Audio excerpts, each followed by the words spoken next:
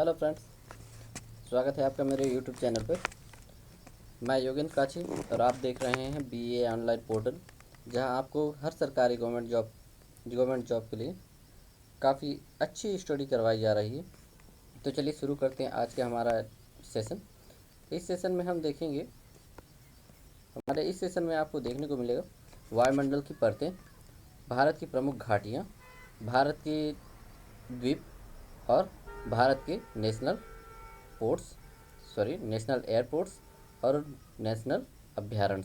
तो चलिए शुरू करते हैं। पहले करते हैं। शुरू करने से पहले आपसे रिक्वेस्ट है कि अगर आपने मेरे यूट्यूब चैनल को सब्सक्राइब नहीं किया है तो कृपया सब्सक्राइब कर लें और ज़्यादा से ज़्यादा शेयर करें। तो चलिए शुरू करते हैं। वायुमंडल की परतें। वायुमंडल हमारे 5 परतों से मिलकर बना है, जिसमें एक इसमें एक्स्ट्रा है क्षोभ सीमा। तो हम इन 5 परतों के बारे में जानेंगे कि क्षोभ मंडल क्या है, कहाँ है। तो क्षोभ मंडल वायुमंडल की सबसे निचली परत है। इस परत को अधोमंडल कहा जाता है, जिसकी औसत ऊंचाई 16 किलोमीटर है। इसकी ऊंचाई भूमध्य रेखा पर 18 किलोमीटर और ध्रुवों पर 8 किलोमीटर है। ऋतु और मौसम संबंधी लगभग सभी घटनाएं जो मानव को प्रभावित करती हैं इसी परत में होती हैं। अगला है क्षोभ सीमा। क्षोभ मंडल की ऊपरी सीमा को क्षोभ सीमा कहते हैं। यह बहुत पतली एवं अस्थायी परत है। इसकी मोटाई 11/2 किलोमीटर यानी कि 5.5 किलोमीटर है। इस परत में वायुमंडल का तापमान लगातार गिरना बंद हो जाता है और क्षोभ मंडल की हवाएं और संवादनीय धाराएं भी चलना बंद हो जाती हैं। यह परत निचले क्षोभ मंडल और ऊपरी समताप मंडल को अलग करता है। अगला है समताप मंडल। यह परत 50 किलोमीटर की ऊंचाई तक है, जिसकी मोटाई भूमध्य रेखा से कम तथा ध्रुवों पर अधिक है। यानी कि यह क्षोभ मंडल का जस्ट उल्टा है कि भूमध्य रेखा पर इसमें मोटाई कम है और ध्रुवों पर अधिक है। कभी कभी यह परत भूमध्य रेखा पर पूरी तरह से लुप्त हो जाती है।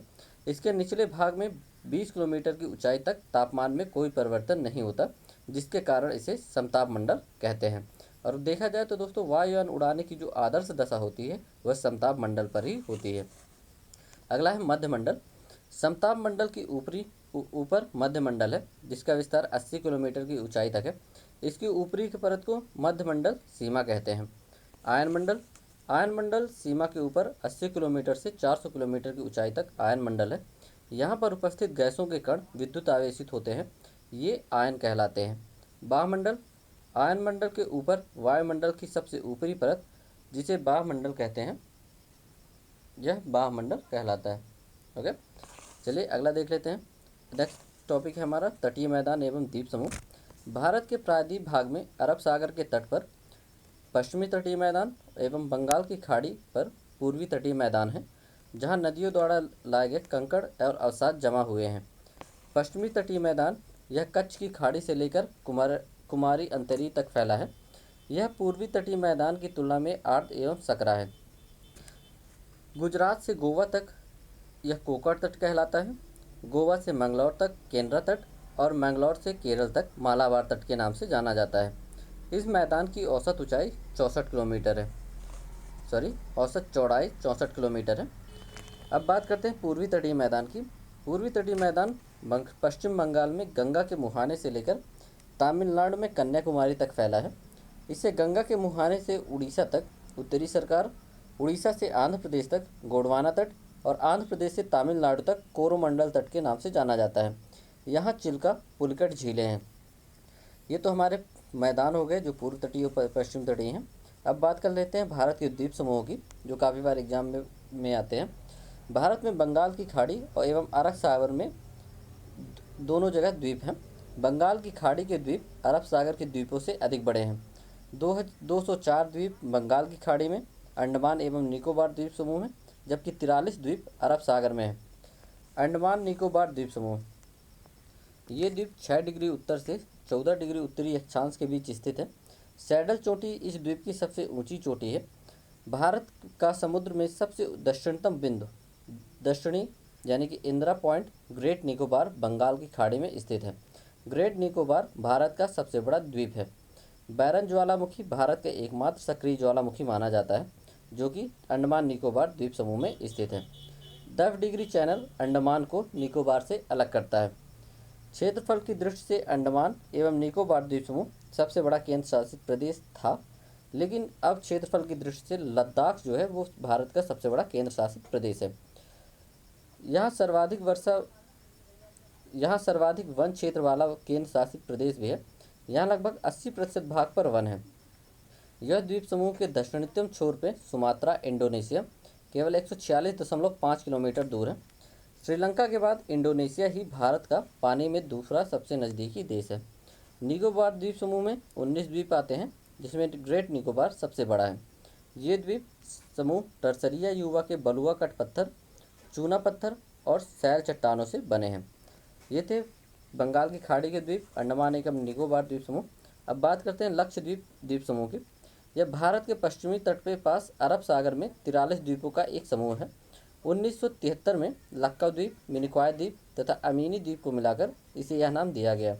भारत में समुद्री भाग को मिलाने वाले एटाल अधिकांशतः लक्षद्वीप में ही पाए जाते हैं। एटाल प्रवालभित्त यानी कि कोरल रीफ का एक प्रकार होता है जो घोड़े की नाल की आकृति का होता है। एड्रोल लक्षद्वीप का सबसे बड़ा द्वीप है।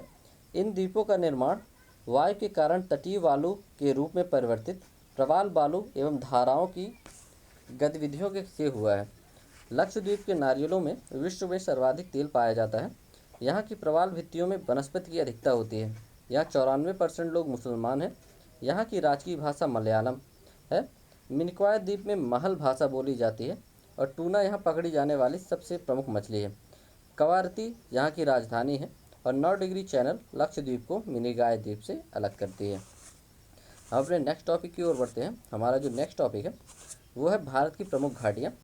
भारत की प्रमुख घाटियों में ज़्यादातर घाटियाँ हिमाचल प्रदेश में हैं, उसके बाद उत्तराखंड में और एक घाटी है तमिलनाडु में। तो हम बात करते हैं हिमाचल प्रदेश की घाटियों की। तो हिमाचल प्रदेश में किन्नौर घाटी है, यह सेबों के उत्पादन के लिए प्रसिद्ध है। दूसरा है पांगी घाटी, जो पांगवाल और मोटी लोगों का आवास क्षेत्र है।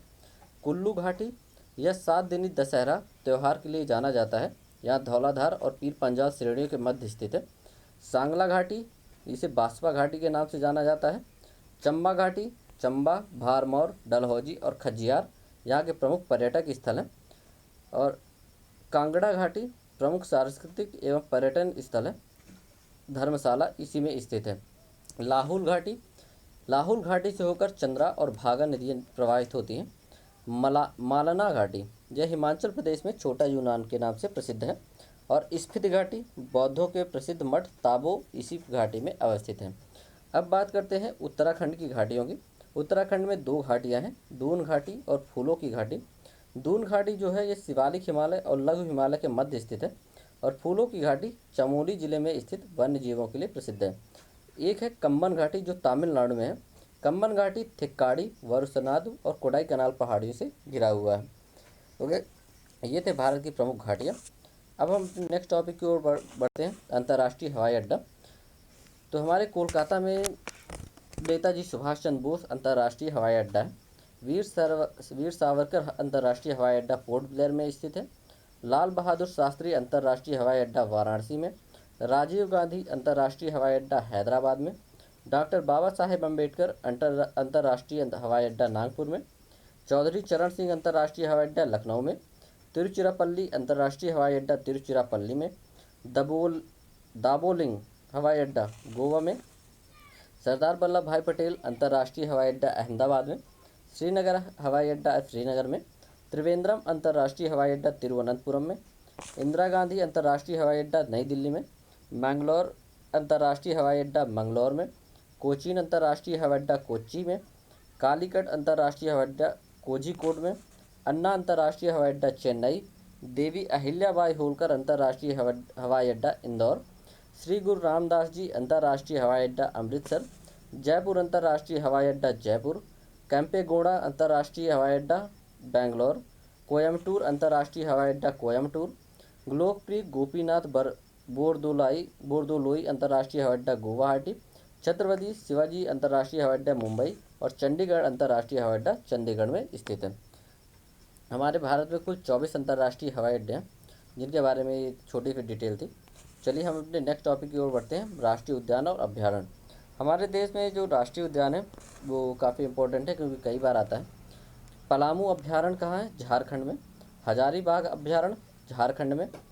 गिर राष्ट्रीय उद्यान गुजरात में, कार्बेट नेशनल पार्क उत्तराखंड में, दुधवा राष्ट्रीय उद्यान उत्तर प्रदेश में, चंद्रप्रभा अभ्यारण्य उत्तर प्रदेश में, बांदीपुर राष्ट्रीय उद्यान कर्नाटक में, तुंगभद्रा अभ्यारण्य कर्नाटक में, मानस राष्ट्रीय उद्यान आसाम में, काजीरंगा राष्ट्रीय उद्यान आसाम में, घाना पक्षी बिहार राजस्थान में, पेंच राष्ट्रीय उद्यान महाराष्ट्र में, सिमलीपाल अभ्यारण्य उड़ीसा में, इंदिरा गांधी अभ्यारण्य तमिलनाडु में, पेरियार अभ्यारण्य केरल में, कान्हा किसली राष्ट्रीय उद्यान मध्य प्रदेश, पंचगढ़ी अभ्यारण्य मध्य प्रदेश, रोहिला राष्ट्रीय उद्यान हिमाचल प्रदेश और सुंदरवन राष्ट्रीय उद्यान पश्चिम बंगाल में अवस्थित हैं। ये सारे जितने भी आपको देखने को मिल रहे हैं राष्ट्रीय उद्यान, ये काफ़ी इंपॉर्टेंस रखते हैं, हर बार क्वेश्चन पेपर में आता है। तो मुझे उम्मीद है आपको वीडियो पसंद आया होगा। वीडियो पसंद आए तो लाइक करें, सब्सक्राइब करें और शेयर करें। और जिस टॉपिक के बारे में आपको नेक्स्ट वीडियो चाहिए हमें कमेंट बॉक्स में लिख के दें। Okay, thank you.